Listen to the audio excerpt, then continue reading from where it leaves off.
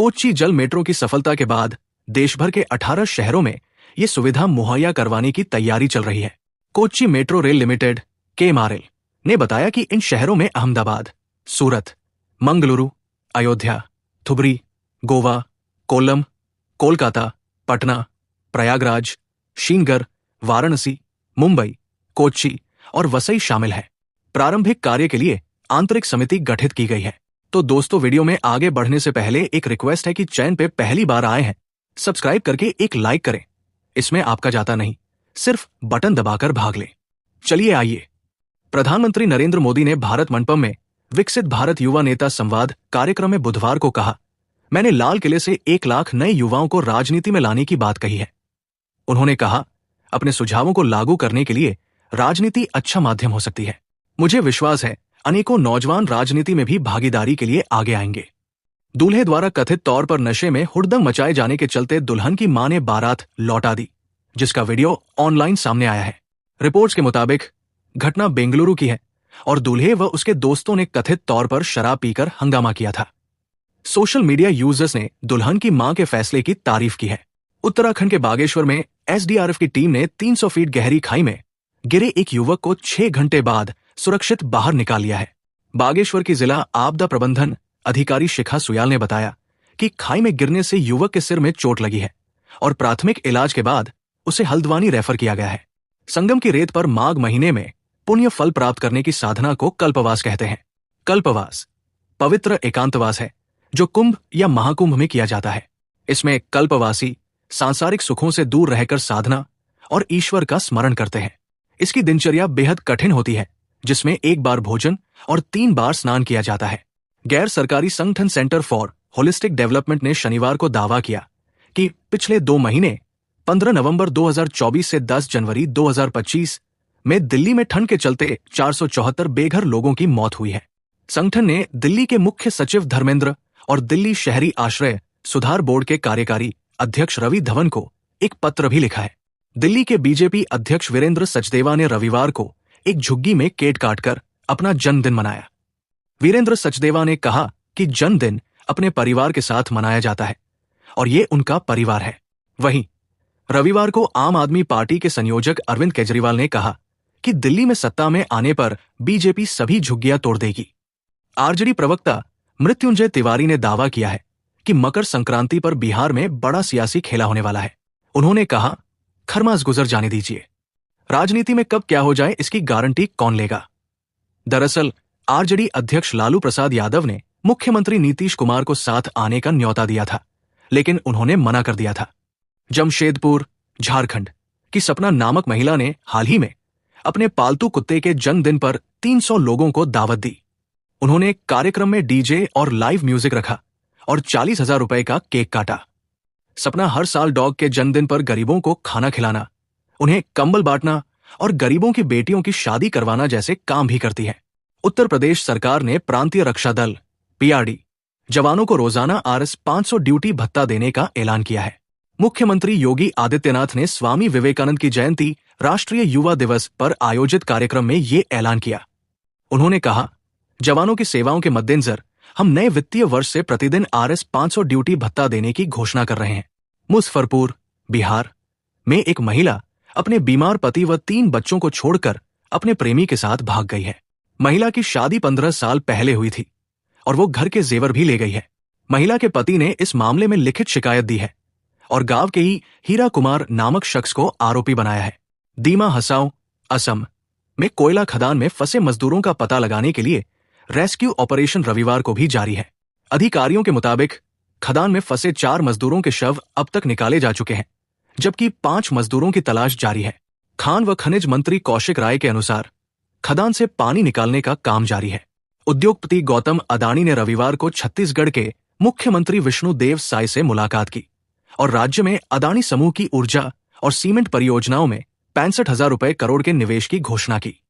राज्य जनसंपर्क विभाग के मुताबिक रायपुर, कोरबा और रायगढ़ में अदानी समूह के पावर प्लांट्स के विस्तार के लिए 60,000 रुपए करोड़ के निवेश की योजना बनी है। ग्रेटर नोएडा के फोर्टिस हॉस्पिटल के डॉक्टर शांतनु सिंगल के मुताबिक जो लोग हार्ट से जुड़ी बीमारी से जूझ रहे हैं वे लोग HMPV इंफेक्शन से बचने की हर संभव कोशिश करें। बकौल डॉक्टर, अगर HMPV इंफेक्शन के कारण फेफड़ों में इंफेक्शन हद से ज्यादा फैल जाए तो इससे सांस लेने में दिक्कत और हार्ट फेलियर की नौबत आ सकती है। मध्य प्रदेश सरकार ने चित्रकूट को विश्व स्तरीय धार्मिक और पर्यटन स्थल के रूप में विकसित करने की योजना बनाई है। इसके लिए 750 करोड़ रुपए का DPR तैयार किया गया है। इसमें तमाम विकास कार्यों के साथ रामायण एक्सपीरियंस पार्क बनाया जाएगा, जिसमें श्रीराम की 151 फीट की प्रतिमा स्थापित की जाएगी। ये एक्सपीरियंस पार्क 80 एकड़ में बनाया जाएगा। बिहार के मुजफ्फरपुर में बिजली चोरी के खिलाफ कार्रवाई तेज है।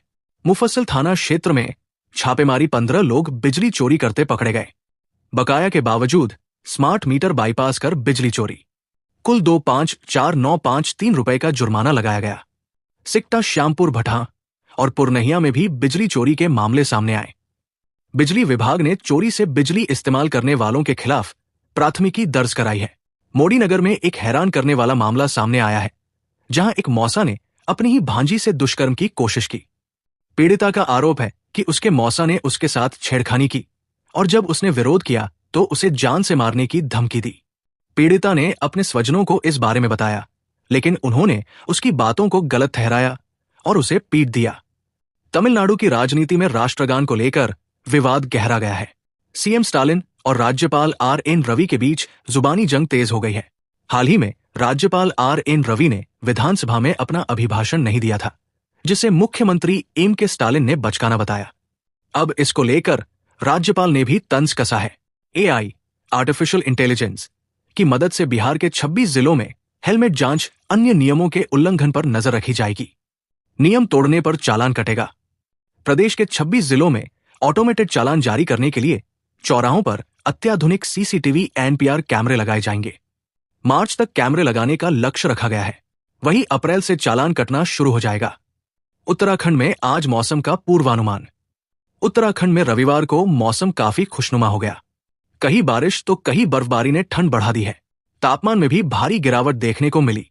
हालांकि स्नोफॉल का मजा लेने वालों के लिए आज का दिन परफेक्ट है। उत्तराखंड में नैनीताल, औली, चक्राता, मसूरी और आसपास के इलाकों में जबरदस्त बर्फबारी देखने को मिली। BPSC की ओर से गुरु रहमान को नोटिस दिया गया है।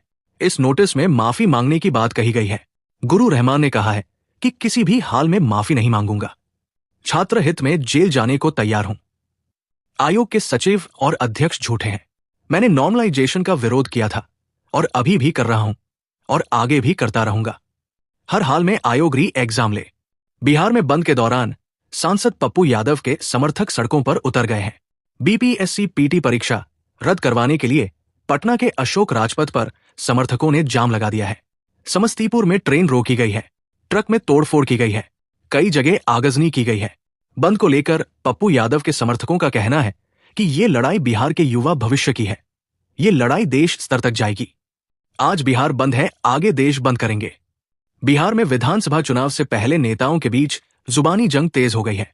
तेजस्वी यादव ने एक बार फिर CM नीतीश कुमार की प्रगति यात्रा को लूट की छूट की यात्रा बताकर निशाना साधा। वही अपने बयान में DK का भी जिक्र किया है। तेजस्वी ने DK को सुपर CM बताया है। हालांकि DK से वे किसकी ओर इशारा कर रहे हैं, इसका खुलासा उन्होंने नहीं किया। खनौरी बॉर्डर पर 10 महीने से किसान आंदोलन में डटे 80 वर्षीय किसान जग्गा सिन्हा का निधन हो गया। अधरंग का दौरा पड़ने के बाद उन्हें राजेंद्रा अस्पताल पटियाला में भर्ती कराया गया था। किसान नेता लखविंदर सिंह औलख ने बताया कि किसान आंदोलन के दौरान कई किसानों की मौत हो चुकी है।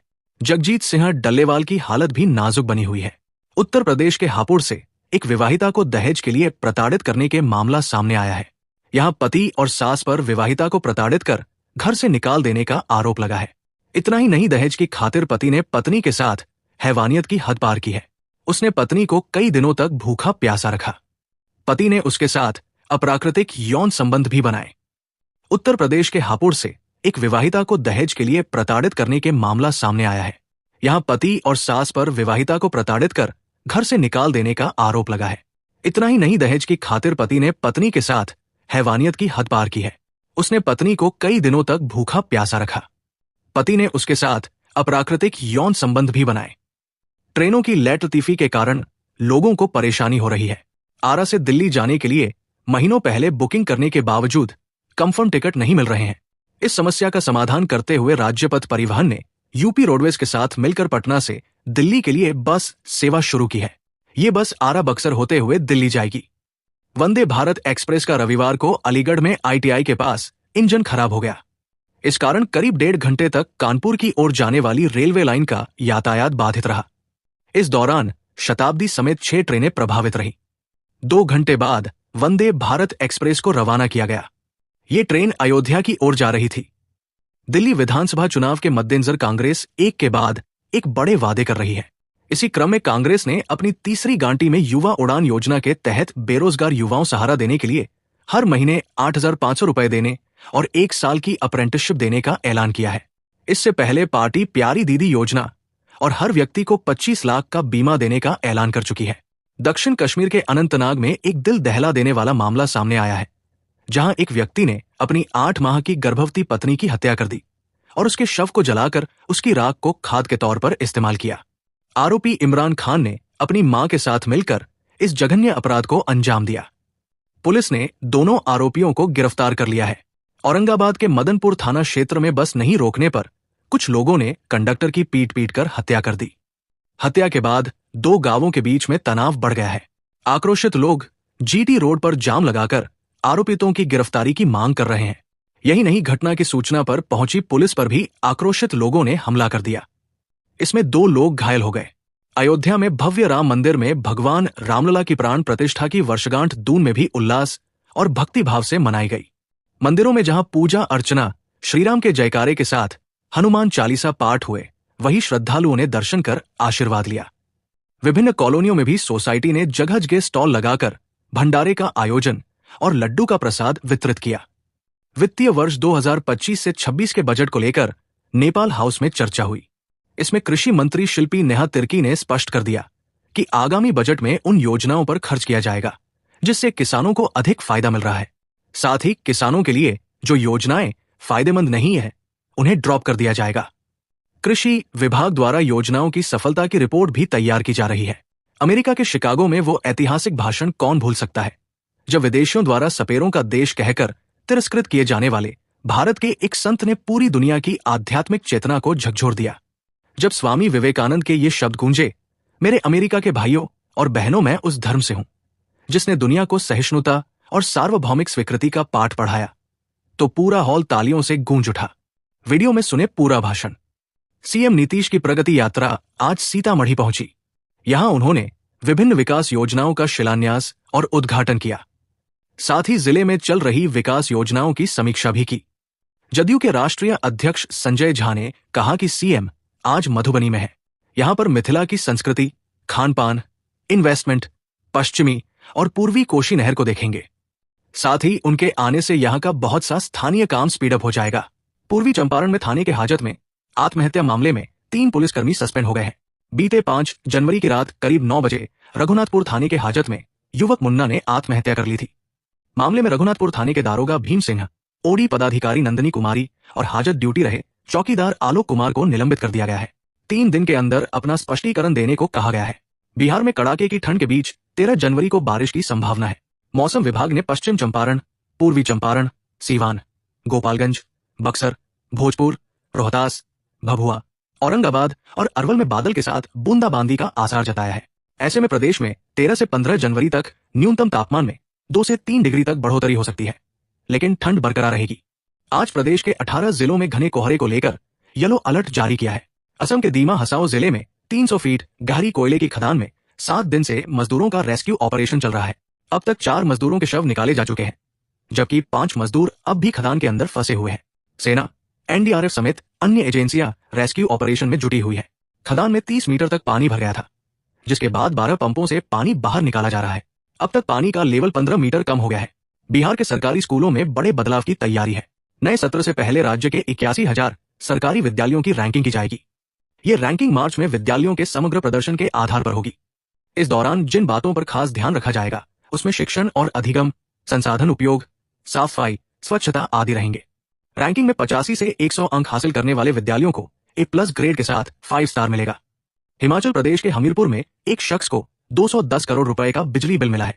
हमीरपुर के ललित धीमान, जो कि कंक्रीट के व्यापारी है, उनका कहना है कि उन्हें बिजली विभाग ने 210 करोड़ रुपए का बिल भेजा है, जिसे देखकर वे हैरान रह गए। उन्होंने बिजली विभाग से बिल को लेकर शिकायत भी की है।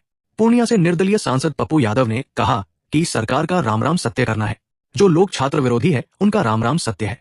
बिहार की जनता सड़कों पर है, छात्र सड़कों पर है, हर कोई इसका बिहार बंद समर्थन कर रहा है। सीएम नीतीश प्रगति यात्रा के दूसरे चरण की यात्रा पर है। इसके तहत आज वो मधुबनी जाएंगे। मधुबनी में सीएम करोड़ों की सौगात देंगे। अपनी यात्रा के दौरान मुख्यमंत्री पहले मिथिला हाट का दौरा करेंगे। इसके बाद वे मधुबनी में उच्च अधिकारियों के साथ जिला स्तरीय योजनाओं की समीक्षा करेंगे।